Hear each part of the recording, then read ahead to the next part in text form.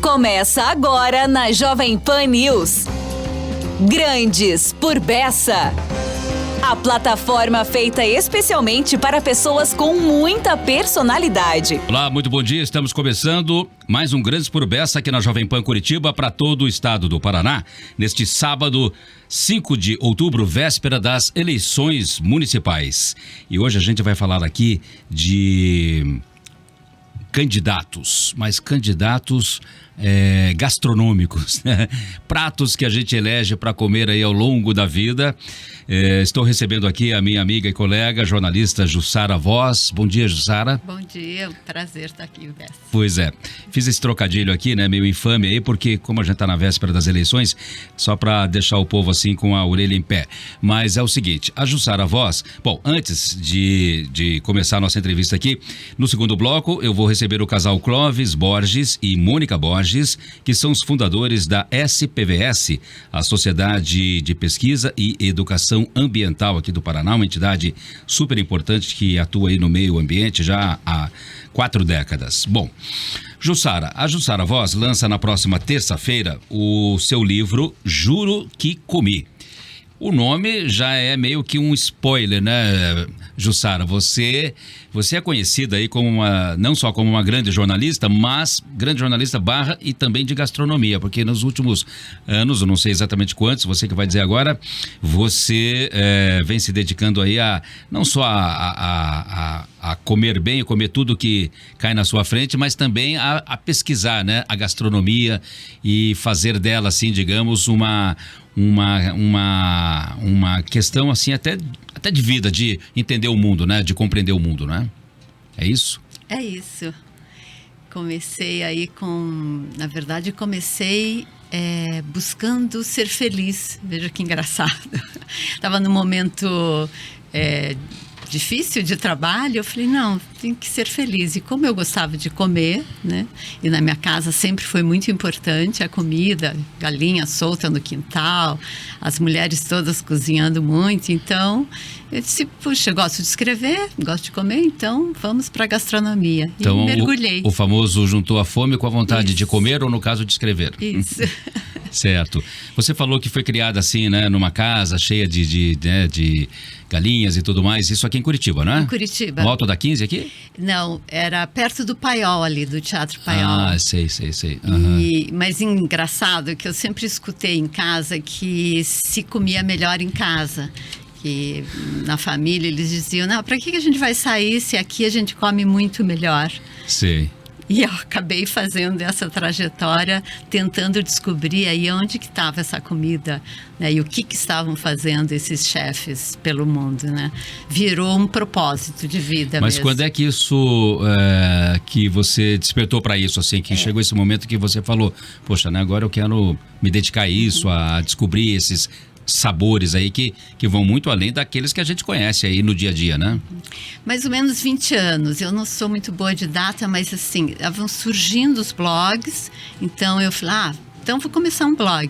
Tinha um portal também que tinha sido inaugurado e falaram, vem aqui escrever, mas tem que escrever todo dia. Eu falei, não sei como é que é isso, eu estou começando, então falei, criei o meu blog com o meu nome e comecei ali. Que é o vosso blog, né? Que é o vosso blog, Quer dizer, na verdade, eu comecei com o Jussara Voz, depois virou o vosso blog no Jornal do Estado. O vosso é uma brincadeira com o teu sobrenome, né? Sobrenome, exatamente. Certo.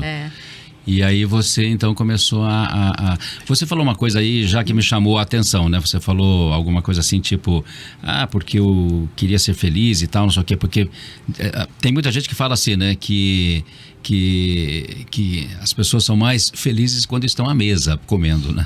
Então a comida está muito associada a isso, né? Sim, claro, aquele momento de compartilhar, ou de alegria, ou de prazer, ou só não, porque é o mais importante para a gente, vital, né, se alimentar, mas é essa troca, eu acho, que a gente também busca. E, na verdade, esse ser feliz veio daí com um propósito, porque quando mergulhei nesse mundo, tinha uma revolução acontecendo, né? Eu nem sabia, tinham congressos de gastronomia pelo mundo, tinha São Paulo, comecei a frequentar, era o Mesa Tendências, que ainda tem, que faz um trabalho excepcional. Mas tinha pelo mundo, então eu disse, bom, se eu começo a escrever, eu tenho que ter receita, eu tenho que, né, cozinhar, ter receita, mas eu também tenho que ver e contar o que está acontecendo. A ideia sempre foi essa, de compartilhar, né, o que está acontecendo. Aí até surgiu o Gastronomia Paraná, assim, depois de um tempo, eu vi que as cidades estavam se transformando, né? Dinamarca, por exemplo, Copenhague, quando que alguém iria para Copenhague para comer, né? Não é um destino gastronômico, né? E de repente... No máximo chocolate, né? No máximo chocolate, exatamente. Mas de repente ela vira um destino. Então, com isso veio a ideia de também fomentar aqui no nosso estado, na nossa cidade, essa valorização do local, do ingrediente e das pessoas, né? Também. Foi uma caminhada aí que despertou muita coisa.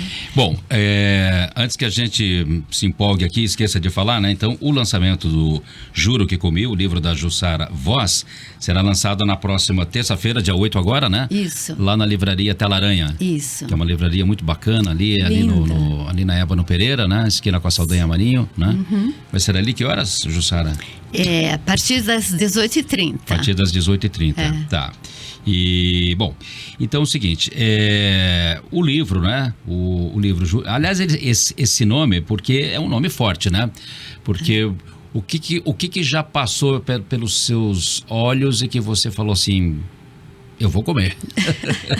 Então, mas o nome veio de uma brincadeira até, porque as pessoas diziam, quando eu virei colunista, daí comecei a entrevistar esses chefes, né, e contar no blog, mas aí virei colunista. Então, por anos tive a Sabores do Mundo no Bom Gourmet, mas eu comecei na Ideias do Fábio Campana.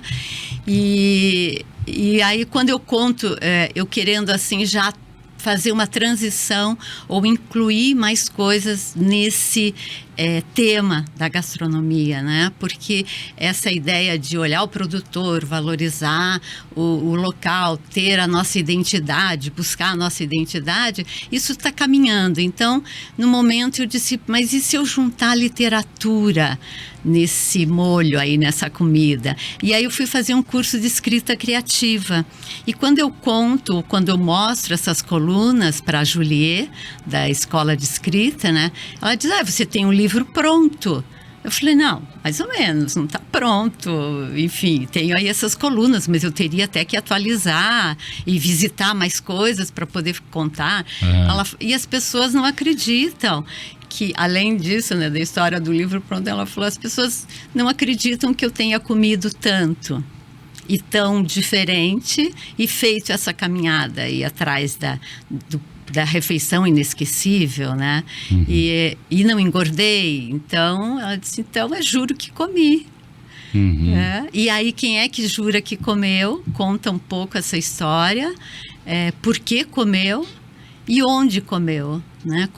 Como aconteceu essa seleção desses lugares, e o que estava acontecendo em cada um desses países. Por que eu fui para a Espanha, por exemplo? Comecei pela Espanha. Você começou lá pelo El Bulli, né? Isso. Do Ferran Adrià. Na verdade, o primeiro restaurante foi o Mugarritz, que o cara é um gênio, assim. O Andoni é um basco que é um gênio, um cozinheiro maravilhoso. Então, foi uma experiência que dali até mais subjetiva ainda, porque eu entrei na psicanálise mais fundo ainda, porque eu sabia que eu estava começando uma viagem bem diferente, né? E aí me cai no colo um jantar no El Bulli. Eu estava a 100 quilômetros, estaria a 100 quilômetros do restaurante e sem nenhuma programação, porque era muito difícil conseguir um lugar, né? E aí me cai no colo essa reserva e eu vou e aí eu vejo toda essa revolução aí acontecendo. E as reservas no El Bulli, se eu não estou enganado, levavam 2 anos, né? Era uma coisa absurda, assim, não tinha a fama que ele... Porque essa fama também desse movimento e desses cozinheiros veio com um ranking da revista Restaurant, da 50 Best, né? É uma revista inglesa, de um grande grupo inglês. E esse ranking fez uma diferença, porque antes disso, a gente tinha o Michelin. Só que a comida no Michelin é um dos itens, né? Eles consideram o lugar, o atendimento, as instalações, enfim, uma série de coisas. E a comida. Então, quando eu começo nessa busca e dessa refeição, ou entender o que estava acontecendo no mundo, eu percebo que tem muito...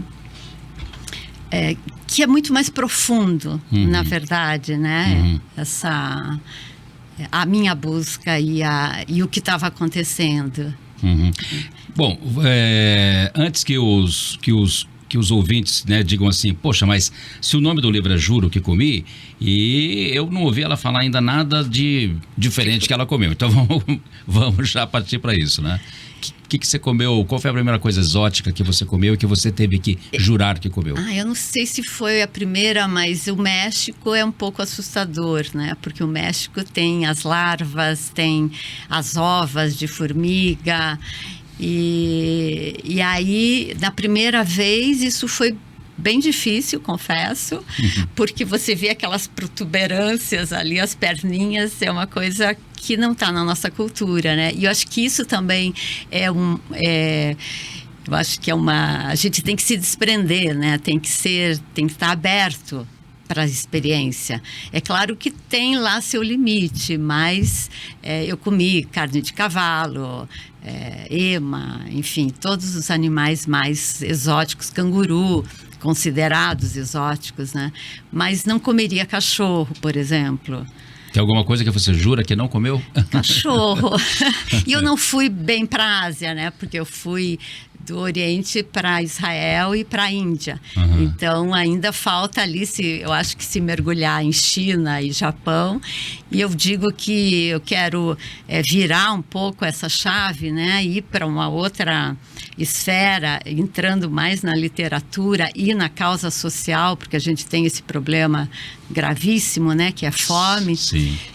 Mas, ao mesmo tempo, quando eu começo a falar em restaurante ou em comida, eu falo, minha mala está pronta. Está sempre pronta, né? Está sempre pronta. Olha só, o livro da Jussara, o prefácio é do Josimar Melo, né? Que é um renomado crítico aí gastronômico. Isso. Já andou muito aqui por Curitiba, né? Que tinha a coluna na Folha de São Paulo, né? Isso ainda tem. Ainda tem, mas ele tem uma Sabor e Arte, né? Um programa. Isso, mas e a coluna dele, que tem muitos anos já, é a Prazeres da Mesa. Isso, né? E tem uma revista também com esse nome, né? Isso. E o pós-fácil é da Rosa Moraes, né? E o livro oferece uma narrativa reflexiva e sensorial sobre a comida como um elo entre culturas, pessoas e o prazer universal de comer, que é o que você já vinha falando aqui, né? Isso, porque, claro, cada país, né, tem lá suas particularidades, peculiaridades gastronômicas, né? Como você acabou de falar aí, México, Austrália, Índia e por aí vai, né? A própria China, né? Na segunda visita, ou não lembro se foi a segunda ou terceira no México, já foi bem mais interessante, porque o chefe, que é maravilhoso, que é o Jorge Valejo, ele fez uma mesa super bonita, com muita comida ali, como se fosse uma mesa árabe.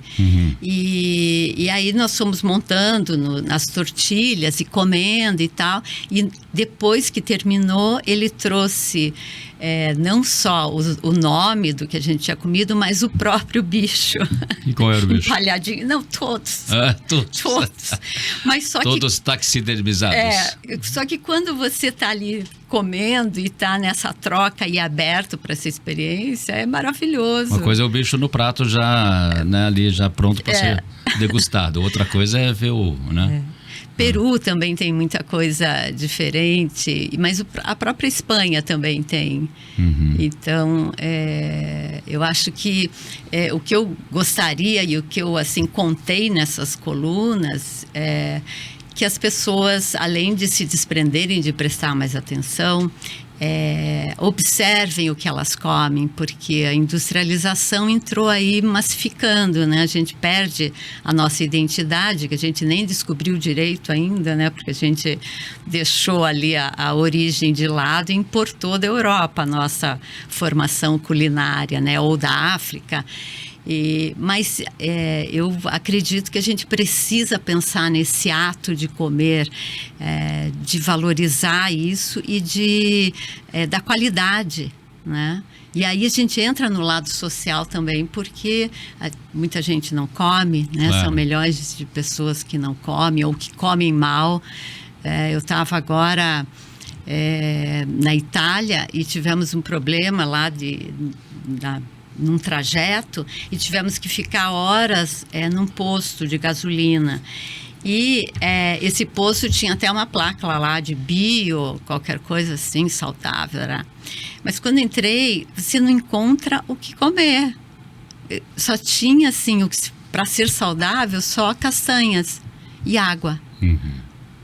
Então... O resto é naquilo que a gente já sabe, que tem toda a loja de conveniência. Uhum. Então, pode ser Itália, pode ser França, interior. Quer dizer, a gente perdeu essa relação com a comida, né? Então, isso é que eu quero passar também. Além de despertar, claro. É um roteiro, é um guia também. Agora, é claro que toda essa, digamos assim, essa ousadia gastronômica não é para todo mundo, né? Claro. Né? Mas veja, não tem, assim, a impressão é que só tem restaurante estrelado ou dessa lista e tal. Não, não é isso. Tem pequenos lugares.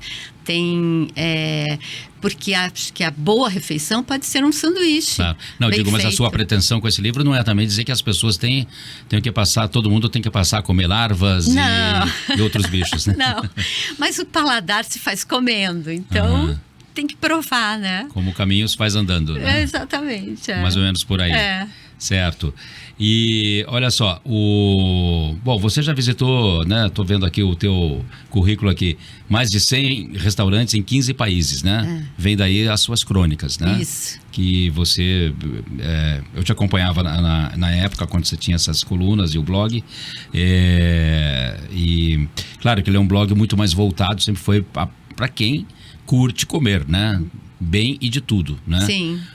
Então aí as pessoas, né? Poxa, deixa eu ver o que essa Jussara tá comendo aqui, onde, né? E tal. E aí, né? Eu conheço algumas pessoas que, inclusive na minha própria casa, que te acompanhavam, que falavam isso, né? Tipo, olha só, ela comeu em tal lugar, tal coisa, e assim vai, né? Eu sofri um pouco no começo, porque eram 3 endereços por coluna. Eu dizia, como 3 endereços e um parágrafo? Como que eu vou escrever um parágrafo sobre tal restaurante, por exemplo, né? E depois eu consegui passar para 2 restaurantes e depois ficou um só, porque viraram crônicas, né? Sim. São experiências mesmo. Agora, Jussara, aqui no Brasil e até mesmo em Curitiba, tem lugares onde se comem essas excentricidades assim? Em Curitiba, acho que não. Talvez... talvez a Manu Bufara, que entra numa alta gastronomia e mais de descobrir, né, o que é do local. A gente não tem essa excentricidade, mas tem, por exemplo, me vem na memória a história de quando a gente tinha lá o projeto Gastronomia Paraná e uma das chefes ia dar uma aula e ela ia preparar uma polenta. Eu falei, não, mas vamos conversar, o que tem aí no teu entorno, o que você faz da família e tal. E ela falou, tem o pão no bafo. Eu falei, como assim? Que história é essa? Que prato é esse, né? É um pão, isso aqui. É uma mistura de um prato polonês com até um oriental, porque o pãozinho é colocado cru na panela, tem carne de porco e repolho, e fecha e ele cozinha no vapor, então fica branquinho como o pãozinho chinês, né? Então esse pão no bafo, por exemplo, quando ela foi dar aula, a aula lotou e virou prato típico de Palmeiras, é a Rosane Radek, né, do restaurante Girassol, e virou o símbolo da cidade, e a gente conseguiu levá-la para São Paulo para mostrar. Então, assim, é excêntrico para quem é de fora, ou até o nosso barreado também, né?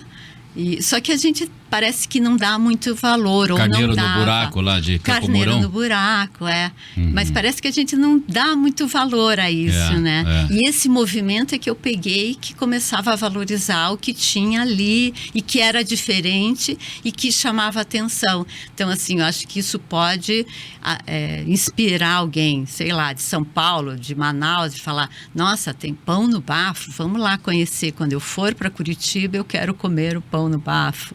Né? Então, não chega a ser, mas de alguma forma até excêntrico, mas não nesse sentido de, assim... Mas até trufa, né, a gente tem agora. Nós temos trufa. E os cogumelos também. A gente já... Temos trufa aqui no Paraná? Não, no Rio Grande do Sul. Ah, no Rio Grande do Sul. Mas a gente tem aqui já as pessoas se alertando. Nossa, esse é um universo enorme dos cogumelos. Então já se fazem passeios para ir atrás de cogumelos na época quando chove, que é meio inverno ali que chove, daí brotam, né? Eles aparecem. Então isso acaba. E daí como você vai usar isso? E a gente tem N exemplos, né? Do trigo de origem, o pão de fermentação, que Curitiba foi e é um polo nessa área. Até, eu te perguntei se Curitiba tem lugares assim, mas pode não ter lugares, mas como nós somos um estado e uma cidade de muitas culturas, né? Temos aqui diversas etnias, né, que compõem a nossa população, então nós temos aí também hábitos gastronômicos ainda muitos, né, variados e preservados, né? Diversos. Então a gente tem que descobrir isso e se apropriar, né, disso e mostrar para as pessoas, porque isso traz turista. O turista hoje quer ter uma experiência diferente, né? Ele quer ir para aquele lugar e ver alguma coisa diferente. Isso que me moveu também, né, nessa busca. Olha só, estou conversando aqui com a jornalista Jussara Voz, que lança na próxima terça-feira, agora, já logo após as eleições, né, o seu livro Juro que Comi, a partir das 19 horas, 18h30, 19 horas, ali na Livraria Café e Editora Tela Aranha, na rua Ébano Pereira, 269, aqui no centro de Curitiba. E, Jussara, esse é seu primeiro livro? É meu primeiro livro autoral. Eu tenho 2 sobre sustentabilidade, mas a Brasel é que me contratou para escrever, né? A Brasel, que é a Associação de Bares e Restaurantes, né? A Brasel aqui do Paraná. Isso, Brasel do Paraná. Certo. E quando você, Jussara, comeu essas coisas exóticas, qual é a bebida que acompanha com uma larva, por exemplo? Era larva do quê? O México tem larva de formiga. O México tem o mezcal, né? E o mezcal Mezcal, não Nescau. Mezcal. E é uma bebida forte, mas é fermentada, né? De uma planta, então é uma delícia. E na verdade a gente tem que ir aberto de novo, insisto, mas com calma também, né? Não dá para, por exemplo, especificamente com o mezcal ou a tequila, você tem que ir devagar, tem que tomar muita água junto.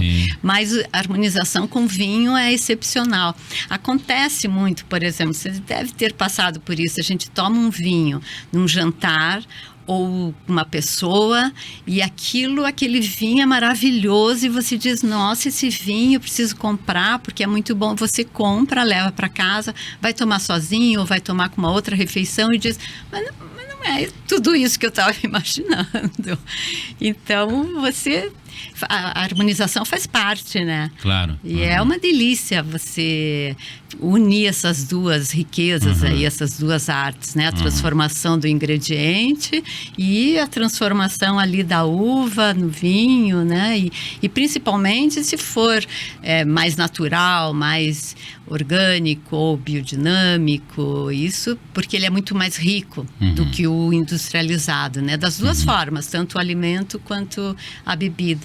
E o vinho é um alimento, né? Para o português, por exemplo, é considerado, mas até o europeu é considerado um alimento, né?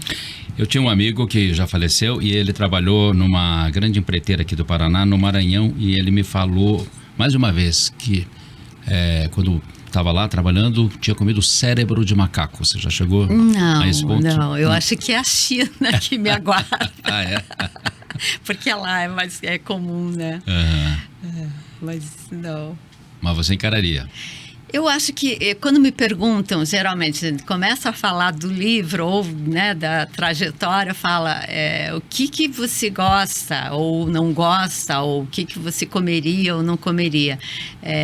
Eu gosto de comida boa, bem feita, e eu comeria tudo desde que bem feito e bem apresentado, porque acho que a apresentação também conta muito, né? Agora, você gosta de comida normal também, assim? Gosto muito. Eu estava, para contrabalançar essa comilança toda, então eu vi que eu estava muito frugal, assim, eu comia muita fruta, muita verdura e tal, e aí senti isso também com a idade, né? Senti essa falta de proteína, então eu comecei a comer. Às vezes vai uma boa pizza. Não, com certeza, sendo boa. Mas voltei a comer arroz, feijão, salada, tudo completo. Mas já fui vegetariana, imagina. Fui vegetariana quando jovenzinha, assim. Certo.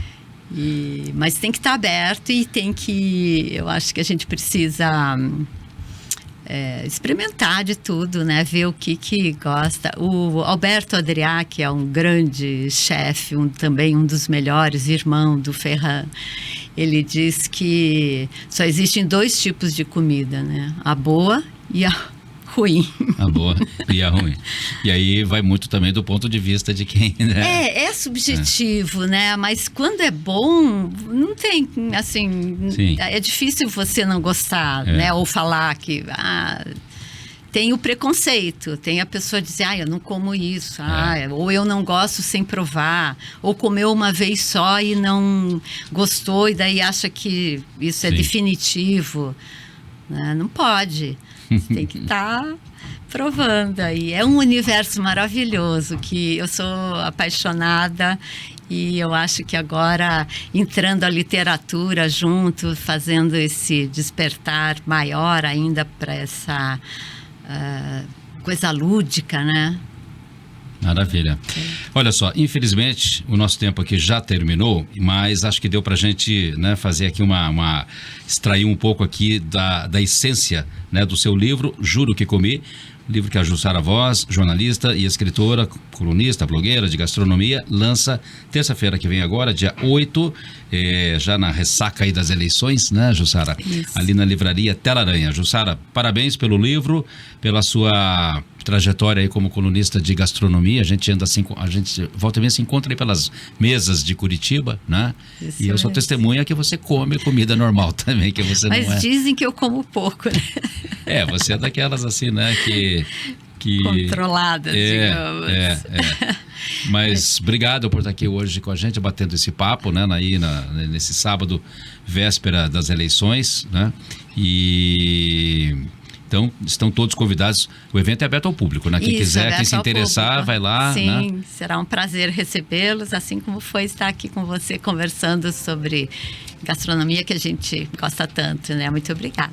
Eu aqui agradeço. O Grandes por Bessa faz um rápido intervalo aqui. Na sequência, eu vou receber o casal Clóvis Borges e a Mônica Borges, que são os fundadores da SPVS, a Sociedade de Pesquisa e Educação Ambiental. A gente já volta.